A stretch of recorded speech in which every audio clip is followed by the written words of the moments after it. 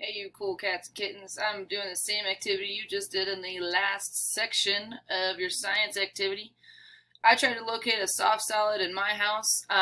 This is stemming from an activity that I usually do hands on with you guys in a lab. Not really with lab materials, with household materials, but I usually use silly putty as my soft salad. I don't have that, so I've got creative.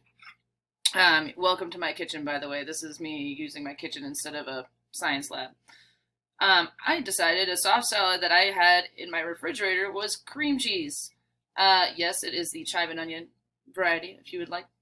The reason why that's a soft salad is because you notice it will take, you can kind of press it and mold it, but it's still a solid. It doesn't take the shape of its container. It doesn't flow like a liquid would.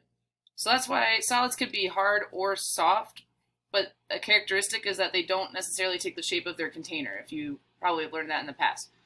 Another salad that I found as a hard salad example, I decided to use a domino piece. So if I tried to, probably shouldn't use the crappy spoon that I just did, but if I try to press it or mold it, it doesn't, I can't break it very easily. Some solids that are hard, you might be brittle and you might be able to break in half, but it's definitely not malleable like that cream cheese was. So those are my two examples. Hopefully you were able to get creative with this or come up with something on your own that you would use hypothetically if you couldn't find something in your house.